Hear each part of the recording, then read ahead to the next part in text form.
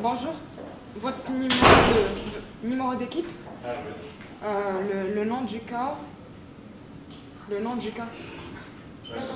Ouais, c'est ça. Vous êtes collégial ou universitaire? Collégial. Donc, je vais vous lire les instructions du cas pour ensuite laisser les juges se présenter un par un. Donc, vous disposez de 15 à 20 minutes afin de présenter votre solution au juge. Le temps s'écoule à partir du moment où un membre de l'équipe débute la présentation. Je vous montrerai le temps restant à l'aide d'un carton lorsque vous resterez à la fois 10 minutes, 5 minutes, 2 minutes et 30 secondes. Les 10 dernières secondes vous seront indiquées à l'aide de mes doigts. Si l'un des membres de l'équipe continue à parler à la fin du décompte, je vais le signaler. La présentation s'arrête dès cet instant. Si vous faites moins de 15 minutes, il y aura une pénalité d'1 point par 30 secondes manquantes. Il est important de ne pas mentionner votre nom de cégep lors de la présentation. Donc les juges bénéficieront ensuite d'une période de 5 minutes dans laquelle ils pourront vous demander des éclaircissements sur votre solution. Notez que lors de la période de questions, aucun décompte du temps ne vous est donné, mais si un membre de l'équipe est en train de parler lorsque le compteur affiche 5 minutes, il est autorisé à terminer sa réponse. Donc je laisse la présentation des juges. Voilà, merci. Bonjour, je m'appelle Justine Confuso, j'ai étudié au bac à la maîtrise en relations industrielles à l'Université Laval et ça fait 4 ans que je suis conseillère en gestion des ressources humaines. Bonjour, Caroline Gio, j'enseigne à l'Université Laval au département de management, au bac et à la maîtrise en gestion des ressources humaines et en développement des personnes et des organisations. Bonjour, Madame Tremblay Mathieu, j'ai un bac en psychologie, maîtrise en gestion des ressources humaines et je travaille pour la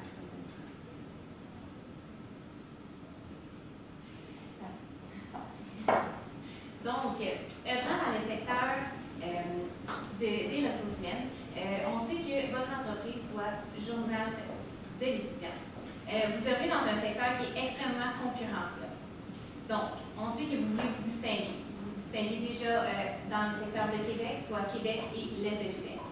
Mais ce que vous devez savoir en premier lieu, c'est que soignez vos employés, et ils soigneront votre entreprise. C'est aussi simple que cela. C'est ce que Richard Branson a dit. Donc, présentons des coéquipiers. Pénélope Bépéro. Mathieu Lepage. Et Marie-Paul Raymond. Nous sommes MPM Solutions. Donc, commençons par quelques faits saillants. Nous savons que le journal de l'étudiant voit le jour en 1967. Nous savons aussi que ça a été fondé par M. Pierre Drapeau dans la ville de Montréal. Vous êtes le quotidien qui est le plus lu à Québec et dans l'Est de Québec, ainsi que dans l'extérieur de Montréal. Donc, vous êtes très connu partout, en fait. On estime que le lectorat se situe à 231 000 personnes. Vous offrez depuis 2014 un site web qui est refait, en fait, là, que vous mettez à jour régulièrement. On sait aussi que vous êtes innovateur dans le domaine parce que vous voulez instaurer une application, soit l'application G5, qui offre 5 différents contenus, donc accessibles sur téléphone, tablette, donc tous les appareils électroniques, donc c'est très intéressant et innovateur. Vous avez de nombreux cahiers spéciaux, soit en compte celui du mardi, du vendredi, du dimanche, CASA et le cahier week-end. Puis, toujours en étant innovateur, vous vouliez être à jour et vous vouliez vous orienter vers le journalisme d'enquête, la couverture politique provinciale, l'opinion et le débat. Donc, aujourd'hui, nous allons procéder avec un agenda, soit par la formule du PODC. Donc, on veut y aller par la planification, l'organisation, la direction et le contrôle. Donc, tout d'abord, avec la planification, on élabore le mandat, puis on analyse. Par la suite, on vous propose des stratégies, puis on implante les stratégies. On veut vous parler de tout ce qui est motivation et leadership.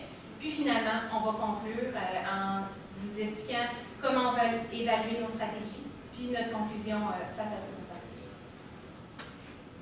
Donc, nous avions un mandat qui était d'élaborer un plan d'action qui est stratégique afin de recruter des futurs journalistes et surtout de déterminer les avantages de l'emploi afin de favoriser la rétention de ceux-ci.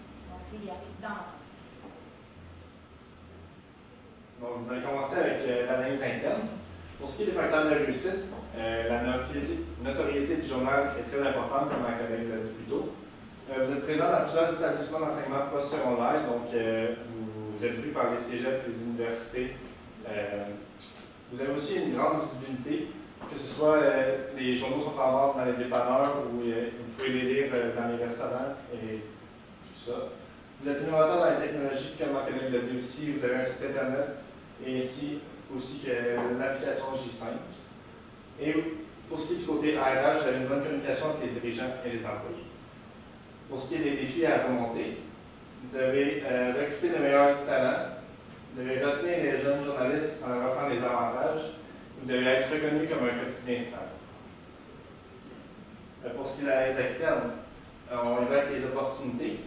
Vous avez un grand bassin de diplômés, donc par exemple en communication à l'Université Laval, vous en avez plus de 500 par année.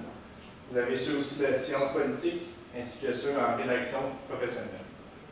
Pour ce qui est des menaces, c'est certain que, comme ma collègue l'a dit aussi, c'est un métier dans lequel il y a beaucoup de concurrence. La plus grande concurrence sont le journal Le Soleil, la presse ainsi que Le Devoir. Il y a aussi d'autres concurrences qui se trouvent dans les municipalités, c'est-à-dire les hebdos des municipalités en tant que telles. Donc, les deux problématiques majeures qu'on a relevées au sein de l'entreprise, c'est le recrutement des jeunes talents, puis la rétention de ceux-ci pour le futur pour l'entreprise. Donc, la première stratégie qu'on veut amener, on l'a appelée la rédaction. C'est pour régler le problème de recrutement. Donc, qu'est-ce qu'on va implanter? C'est qu'on va faire une affiliation avec le programme de communication à l'Université Laval à Québec. On va faire un programme dans lequel il va y avoir du journalisme d'enquête, couverture politique provinciale, ainsi que l'opinion et débat. Puisque c'est la tendance dans les 5 dernières années. Alors, ça va apporter une réduction de coûts, comme vous avez pu le dire. Vous ne voulez pas mettre beaucoup d'argent sur la formation et tout ça.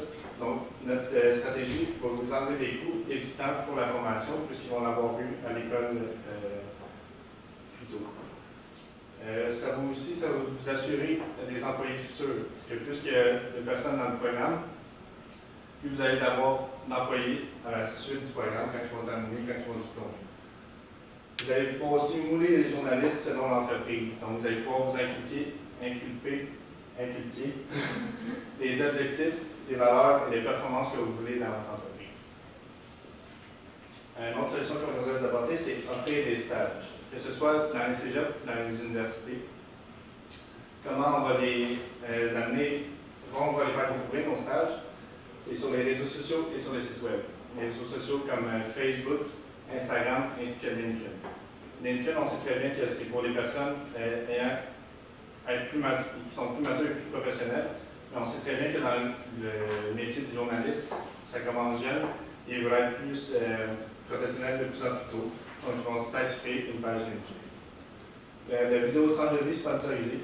Ça, ce que ça veut dire, sponsorisé, c'est par exemple, je suis en train de défiler mon actualité Facebook, par exemple, et même si je n'ai pas aimé la page du journal, je vais voir une publicité du journal, peu importe si la compagnie va payer, et tout le monde, tous les jeunes et les personnes plus matures vont pouvoir le voir. Donc, dans la vidéo tranche de vie, on va vouloir mettre les valeurs de l'entreprise, les avantages de l'emploi, ainsi que l'offre pour le stage qu'on va amener. Donc, la deuxième stratégie qu'on propose se nomme l'impression. Donc, pour débuter, c'est pour régler le problème de rétention des employés. On propose des possibilités d'avancement pour les journalistes qui travaillent au journal. Donc, graver les échelons selon les ouvertures de poste. Donc, si un employé prend sa retraite, un poste s'ouvre, puis selon où l'employé a débuté, il pourrait augmenter dans les échelons d'entreprise. Donc, par exemple, quelqu'un qui commence sa traduction, qui traduit les textes d'anglais à français pour permettre à un plus grand lectorat. Il peut ensuite être à la couverture des remparts de Québec, par exemple pour les sports. Puis, selon les ouvertures de poste, par la suite, se retrouver à la couverture des matchs de la Ligue nationale de hockey. Ça va aussi favoriser la motivation. C'est bien que la motivation, ça ne se crée pas, mais ça se favorise au sein des employés. Puis, pour la motivation, on propose également un programme de mentorat et de maître de stage. Donc, les mentors vont être nommés selon leur expérience dans le domaine, leur personnalité, puis leurs compétences, tout comme les maîtres de stage dans le fond. Puis ça va être une reconnaissance des compétences des employés et des journalistes. ça va favoriser leur motivation. Puis ça va être en même temps une référence pour les jeunes journalistes d'avoir un expert qui peut les aider dans le domaine. Ça va être rassurant, puis ça va leur permettre d'être plus à l'aise dans l'organisation, puis par la suite rester avec nous. On vous propose également pour les avantages de l'emploi, comme la théorie de Herzberg qui dit de réduire les insatisfactions le plus possible. On vous propose d'offrir des cartes cadeaux pour les travailleurs de nuit. Donc, on sait que dans le domaine du journalistique, ça se passe beaucoup la nuit. Les choses se passent le jour, puis on produit les textes la nuit. Donc, par exemple, on offre des cartes cadeaux McDonald's ou Morton, parce qu'on sait que pour un employé, c'est démotivant, démoralisant de devoir dépenser sa paye pour travailler efficacement pour l'entreprise. Puis, ça va d'abord favoriser leur motivation, puis par la suite, leur permettre une bonne rétention. On vous propose également de faire des équipes de 4 journalistes pour des week-ends prolongés. Donc, on vous propose de travailler en équipe de 4 les 4 vendredis soirs du mois, de ces échanger, de faire chacun un vendredi soir du mois. Comme ça fait quand même 3 vendredis soirs de congé pour un travaillé. C'est aussi motivant, c'est le fun pour un employé. C'est un avantage qui pourrait donner un avantage concurrentiel par la suite. Puis, on vous propose des discussions avec les employés. On sait que c'est très important de parler avec nos employés, d'aller les rencontrer, de savoir c'est quoi leurs attentes. Il n'y a rien de plus efficace que ça en ressources humaines.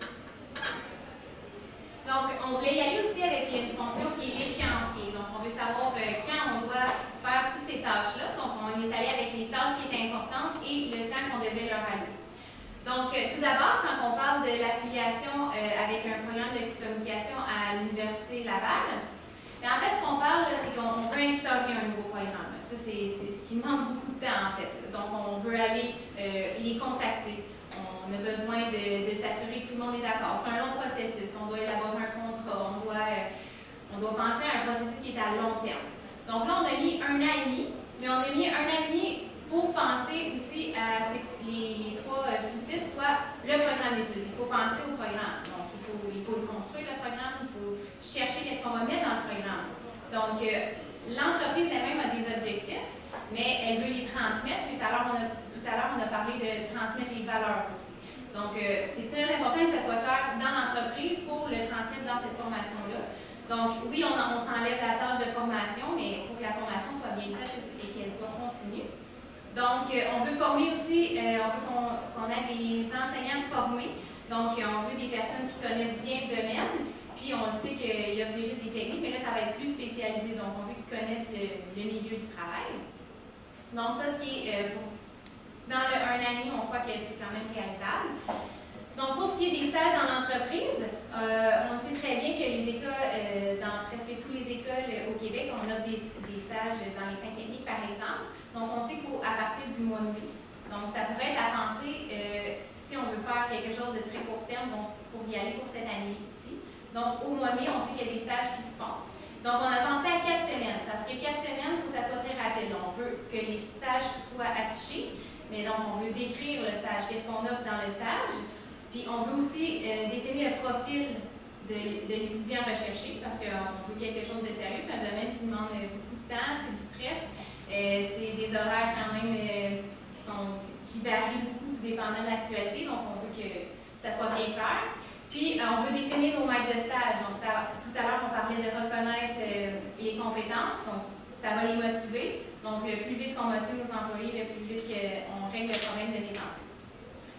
En y allant aussi par des vidéos tranches de vie, bien, en fait, vidéos tranches de vie, c'est qu'on vient chercher des employés qui sont déjà dans l'entreprise. Donc, eux, ils parlent de leur expérience, ils parlent de ce qu'ils dégagent, de leurs valeurs. Donc, les personnes qui entrent dans l'entreprise, quand on veut recruter, ils savent à quoi s'attendre, ils savent c'est quoi leur mode de vie, qu'est-ce qu'ils doivent concilier et les avantages que ça a, puisqu'on va vous offrir, on vous offre beaucoup de solutions pour les avantages. Donc, on a parlé d'1 mois parce qu'on va quand même trouver les personnes, on va trouver quelqu'un qui connaît bien pour former la vidéo et tout ça, une personne responsable. Par la suite, on parlait des cartes cadeaux. Donc, un problème de rétention, c'est urgent. Donc, on veut régler ça le plus vite possible. Donc, on parle que d'ici 2 semaines, on doit avoir trouvé, par exemple, si avec Tim Hortons ou par exemple McDonald's qu'on veut s'affilier pour offrir des cartes cadeaux, bien, on doit tout de suite trouver nos partenaires puis que ça se règle le plus rapidement possible. Pour ce qui est des équipes de 4 aussi, ben, ça fait partie du problème de rétention, donc il faut que ça se fasse rapidement. Donc on instaure nos équipes, on forme les équipes des personnes avec qui on va pouvoir échanger nos semaines puis avec qui on va les faire. Donc ça, c'est ce qui démontre assez visuellement l'échéancier de toutes nos solutions qu'on va vous apporter. Donc, on parlait de motivation et leadership tantôt. Donc, c'est quoi la motivation? C'est quoi le leadership? Ben, en fait, on ramène que c'est les dirigeants et les enseignants qui vont jouer un rôle de leader d'opinion. Donc, c'est eux nos exemples, c'est eux à qui on se reconnaît dans eux, on se dit que c'est eux, c'est notre objectif. Dans le fond, on les met comme un petit peu en idole, puis on veut qu'on ait un exemple sur eux. Donc, c'est pour ça que c'est des leaders d'opinion. On veut offrir des possibilités d'avancement, donc ça favorise bien sûr la motivation avec nos mentors et nos maîtres de stage. Donc, eux, ils sont très motivés, ils sont compétents et qui au sein de l'entreprise sont importants. On veut faire une différence entre le savoir-être et le savoir-faire aussi dans notre motivation. Le savoir-être, on est qui, nous? On est important dans l'entreprise en tant que personne, mais aussi en tant qu'individu de nos compétences. Donc, ça vient joindre le savoir-être et le savoir-faire. Donc, on reconnaît nos compétences. Puis, l'individu lui-même, il a un sentiment d'accomplissement de soi, puis d'estime de soi. Donc, avec la théorie de Maslow, c'est aussi très intéressant pour cette situation. Donc, pour l'évaluation de nos solutions, au niveau du recrutement, je vous propose de vraiment analyser le niveau d'inscription au programme et au stage, de voir est-ce qu'il y en a beaucoup qui sont intéressés, puis dans le fond, ça nous permet vraiment de s'assurer une grande relève pour le futur, pour les journalistes, puis pour le journal d'étudiants. Puis pour la rétention, on se propose de vraiment garder le taux de roulement. On avait vu une diminution au cours des derniers moments. Puis on veut s'assurer, voir est-ce que le taux de rétention reste stable ou diminue. Nous, on veut la fois qu'il diminue avec une solution. Puis on propose des rencontres formelles de groupes de 10 personnes pour permettre les discussions entre les dirigeants puis les journalistes. On se propose également de faire des rencontres informelles, puisque pour rejoindre tous les types de personnalités, il y en a qui, quand c'est un groupe de 10, ne sont pas enclins à discuter, sont plus réservés. Donc, en rencontre informelle, ça va vraiment permettre de laisser sortir toutes leurs idées puis leur personnalité. Puis ensuite, on se propose de regarder le taux d'utilisation des cartes café pour les travailleurs de nuit. Donc, en conclusion, on va rappeler le mandat. Le mandat est d'élaborer un plan d'action stratégique afin de recruter les futurs journalistes et de déterminer les avantages de l'emploi afin de favoriser la rétention de ceux-ci. Pour ce qui est de la conclusion pour le recrutement, comme on l'a dit, on va faire une affiliation de programme avec l'Université Laval de Québec. On veut mettre en place des stages dans la compagnie et on va faire aussi des vidéos de tranches de vie pour montrer les valeurs de l'entreprise. Pour la conclusion au niveau de la rétention des employés, on vous propose les possibilités d'avancement pour nos journalistes, de favoriser la motivation en nommant des maîtres de stage et des mentors pour les nouveaux journalistes, de former des équipes de 4 pour la rotation des vendredis soirs, puis de faire des rencontres formelles et informelles avec les employés pour s'assurer de leurs attentes vers le futur de l'entreprise. Donc, rappelez-vous qu'on veut créer une marque employeur, donc avec nos solutions. On veut se distinguer, c'est très important. Donc, si vous pensez à votre entreprise, vous allez automatiquement penser à MPM Solutions. Nous pouvons maintenant passer à la période de questions. Merci.